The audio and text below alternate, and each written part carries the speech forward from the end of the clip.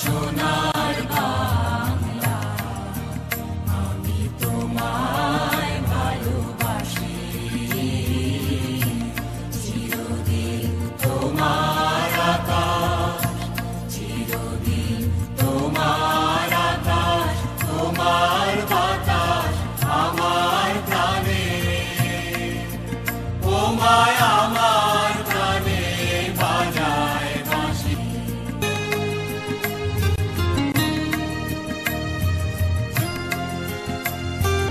ফাগুনে তোর আমের বনে গানে পাগল করে, ও মায়া প্রাণে তোর ভরা থেকে কি দেখেছি সোনার বাংলা, আমি তোমায় ভালোবাসি। বিসমিল্লাহির রহমানির রহিম। 2020-2021 শ্রেণীর ছাত্রছাত্রীবৃন্দের অনলাইন ভিত্তিক ক্লাস নেয়ার সরকারি সিদ্ধান্তকে স্বাগত জানিয়ে পাঁচফিট ডিগ্রি কলেজ তা বাস্তবায়নের লক্ষ্যে এগিয়ে চলেছে।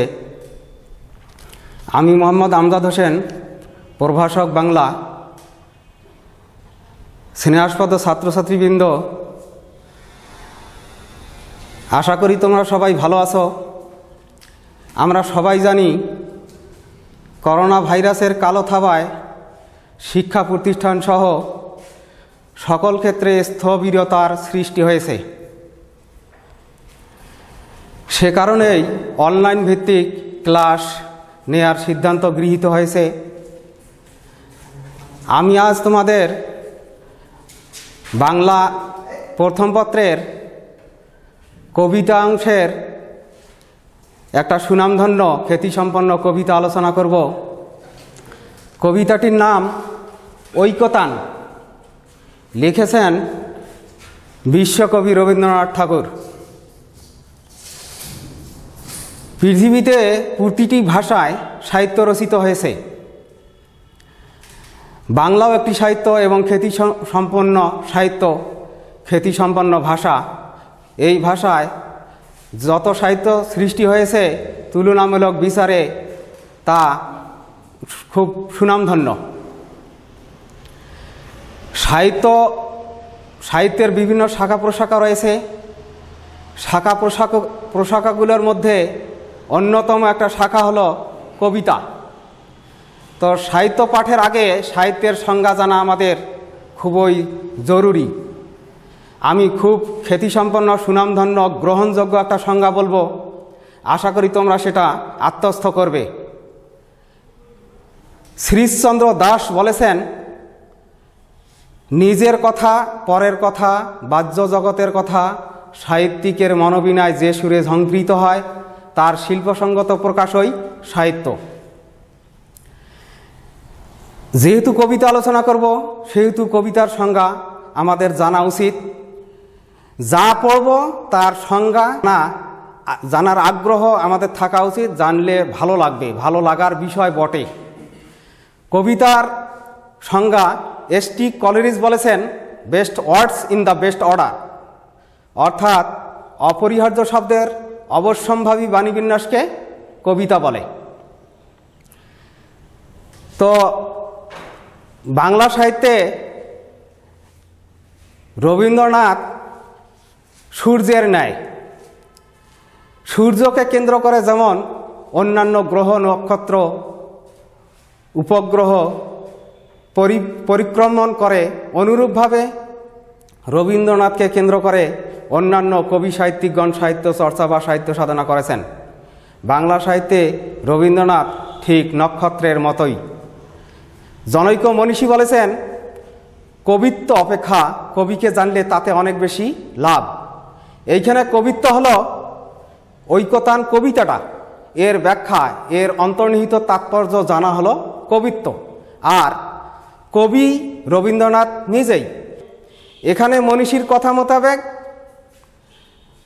ঐকতান কবিতার আলোচনায় যে জ্ঞান অর্জিত হবে তার চেয়ে রবীন্দ্রনাথের জীবনী জানলে তাতে অনেক বেশি জ্ঞান অর্জিত হবে বা তাতে অনেক বেশি লাভ।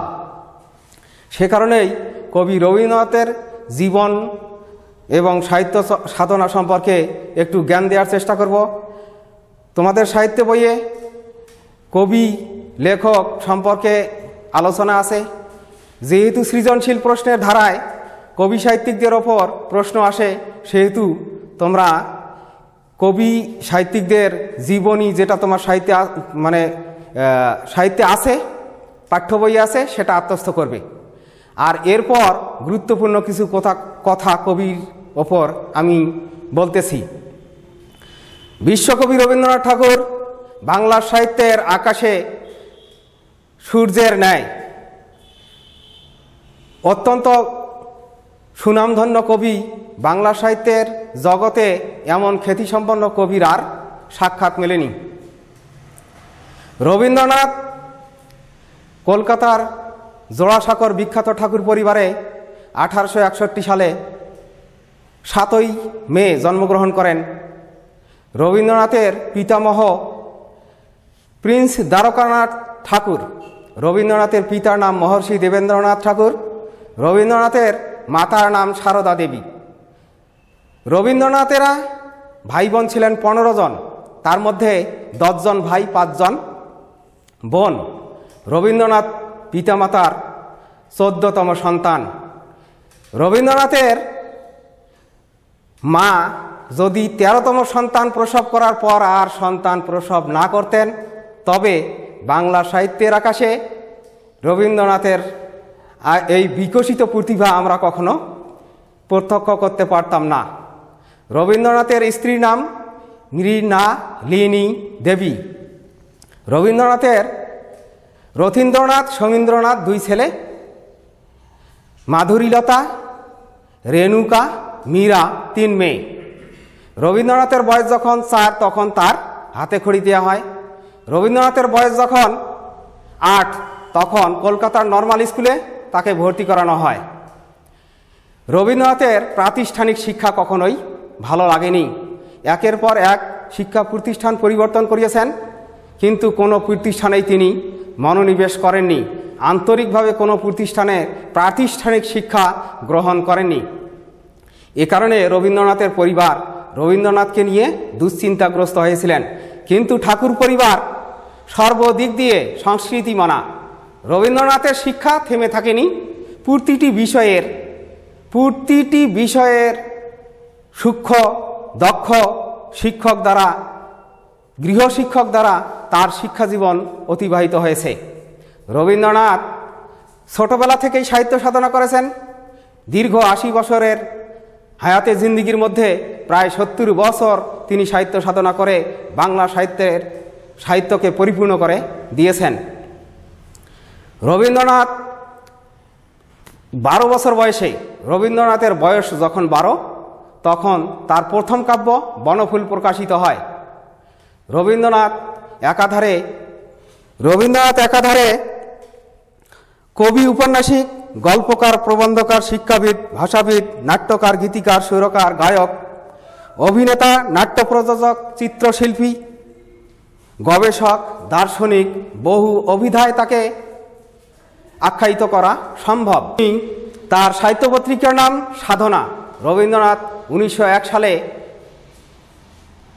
শান্তিনিকেতন প্রতিষ্ঠিত করেছেন। পরবর্তীতে সেটি বিশ্বভারতী বিশ্ববিদ্যালয়ে পরিণত হয়েছিল। রবীন্দ্রনাথ কলকাতা বিশ্ববিদ্যালয় কর্তৃক ডিলিট ডিগ্রি অর্জন করেছেন। গান্ধীজি রবীন্দ্রনাথকে স্যার উপাধি দিয়েছিলেন। ত্রিপুরার রাজা রবীন্দ্রনাথকে ভারত ভাস্কর উপাধি দিয়েছিলেন। চীনা কবি সি সি লিজন বলেছেন, রবীন্দ্রনাথ ভারতের মহাকবি। ব্রিটিশ সরকার রবীন্দ্রনাথকে নাইট উপাধি দিয়েছিলেন। বাংলা সাহিত্যে চিরভাস্বর এই মহামনীষী দুনিয়াতে নেই, চলে গেছেন, কিন্তু তার কৃতি, তার সাহিত্য, তার সাধনার ফল অমর হয়ে থাকবে যুগ যুগান্তর ধরে। বাংলা সাহিত্যে রবীন্দ্রনাথ শেষ বয়সে তার রচনা জন্মদিনীয় কাব্যগ্রন্থ, সেই কাব্যগ্রন্থের 10 সংখ্যক কবিতা ঐকতান। আমরা এই ঐকতান কবিতার ব্যাখ্যায় যাব। ঐকতান শব্দের অর্থ। ঐকতান শব্দটিকে বিশ্লেষণ করলে আমরা দুইটি দিক পেয়ে থাকি। একটি হলো ঐক্য অর্থাৎ এক, আরেকটি হলো তান অর্থ সুর। ঐক্য তান অর্থ সমস্বর বা এক সুর। কবি রবীন্দ্রনাথের এই কবিতার এই যে নামকরণ, এটি তাৎপর্যপূর্ণ।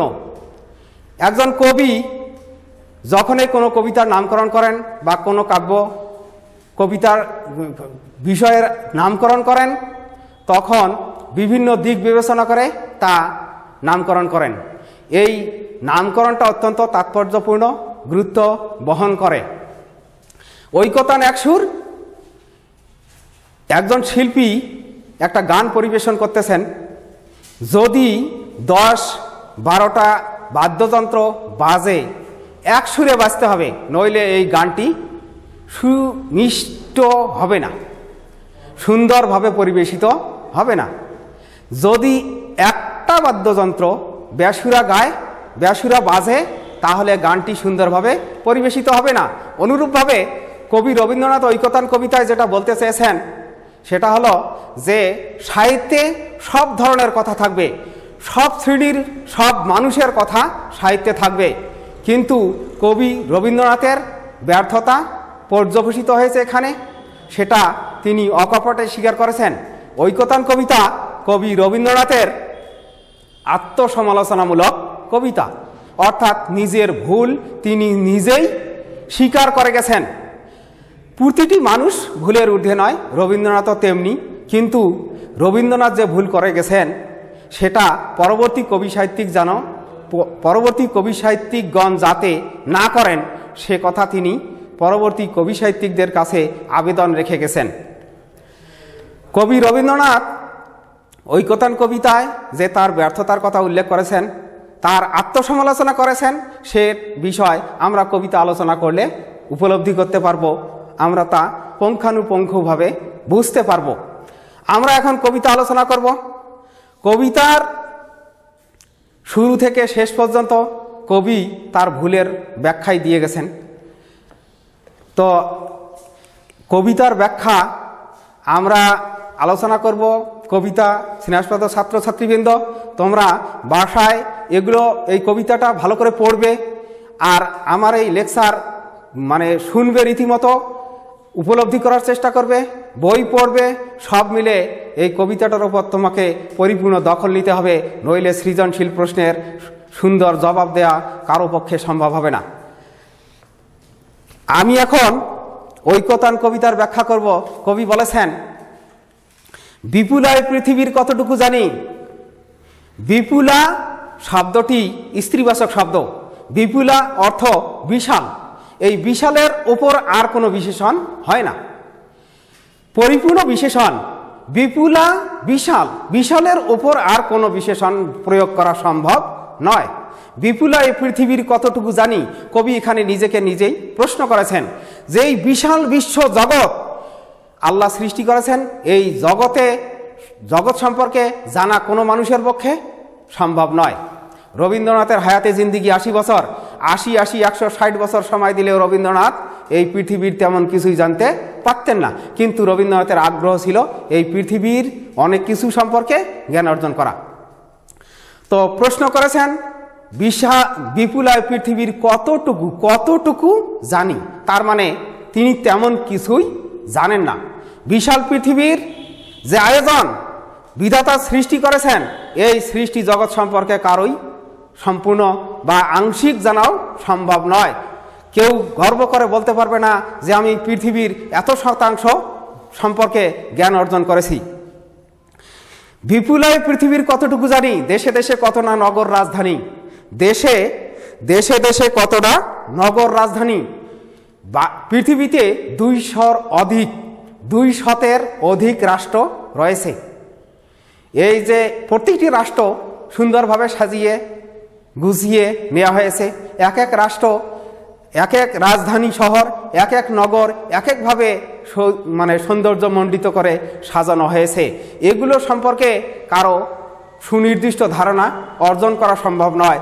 এই ব্যর্থতার কথা কবি স্বীকার করেছেন, কিন্তু রবীন্দ্রনাথের যে আগ্রহ আছে সে কথাও আমরা এই কবিতার এই চরণ দুটির মাধ্যমে জানতে পারতেছি। মানুষের কত কীর্তি, কত নদীগিরি সিন্ধু মরু, কত না অপরিচিত জীব, কত না অপরিচিত তরু। রবীন্দ্রনাথ বলতেছেন মানুষের কত কীর্তি, এই পৃথিবীতে কত মানুষ কত দক্ষতা দেখাইতেছেন, কত স্থাপনা সৃষ্টি করেছেন। ধরি শাহজাহানের তাজমহল, এটা খ্যাতিসম্পন্ন একটা স্মৃতি, সুনামধন্য, যুগে যুগে মানুষ স্মরণ করবে। এই স্মরণীয় বরণীয় স্থাপনাটাই একটা কীর্তি। এরকম কীর্তি জগতে গুণে শেষ করা যাবে না। অজস্র স্মৃতি স্থাপত্য নির্মাণ এই জগতে আছে। কত না মানুষের কত কীর্তি, কত নদীগিরি সিন্ধু মরু, কত না অজানা জীব, কত না অপরিচিত তরু। আমরা জানি জঙ্গলে অনেক পশু বসবাস করে, পশু পাখি বসবাস করে, সমুদ্রের গর্ভে অনেক প্রাণী বসবাস করে। আমরা ডিসকভারিতে এগুলো দেখি, কিন্তু এই লোকালয়ে এগুলো দেখা যায় না। তো এরকম জগতে আল্লাহ অনেক কিছু সৃষ্টি করেছেন, সজ্জিত করেছেন। এই জগৎটা যেভাবে, সেই সজ্জিত জগৎটা সম্পর্কে কোনো মানুষের, কোনো সৃষ্টিশীল প্রাণীর জানা সম্ভব নয়। তো রবীন্দ্রনাথ আক্ষেপ করেছেন যে এগুলো সম্পর্কে আমি তেমন কিছু জানি না। দেশে দেশে কত না নগর রাজধানী, মানুষের কত কীর্তি, কত নদীগিরি সিন্ধু মরু, কত না অজানা জীব, কত না অপরিচিত তরু। রয়ে গেল অগোচরে বিশাল বিশ্বের আয়োজন, মন মোর জুড়ে থাকে অতি ক্ষুদ্র তারই এক কণ। রয়ে গেল অগোচরে, তার মানে রবীন্দ্রনাথ সেই বিষয়ে জানেন না। তার অগোচরে অর্থাৎ তার আড়ালে তিনি সে বিষয়ে জ্ঞান অর্জন করতে পারেননি। অনেক কিছুই রবীন্দ্রনাথের অগোচরে চলে গেছে, চলে যাচ্ছে, অতিবাহিত হচ্ছে। রয়ে গেছে অগোচরে বিশাল বিশ্বের আয়োজন, বিশাল বিশ্ব জগৎ সৃষ্টি করেছেন আল্লাহ। এই বিশ্ব জগতের, এই যে সৃষ্টি জগতের যত কিছু সৃষ্টি আল্লাহ করেছেন, সব বিষয়ে কোনো মানুষের পক্ষে সম্ভব নয় জানা। মনমর জুড়ে থাকে অতি ক্ষুদ্র তারই এক কণ। তো রবীন্দ্রনাথ বিশ্বের একটি দেশে, একটা সুনির্দিষ্ট এলাকায়, একটা সুনির্দিষ্ট গণ্ডির মধ্যে বসবাস করেন। তিনি এই 2 শতাধিক রাষ্ট্রের খবর রাখতে পারেন না, এটা তার পক্ষে সম্ভব নয়।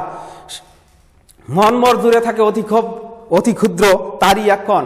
বিশাল বিশ্বের আয়োজন সম্পর্কে রবীন্দ্রনাথের সম্ভব নয়।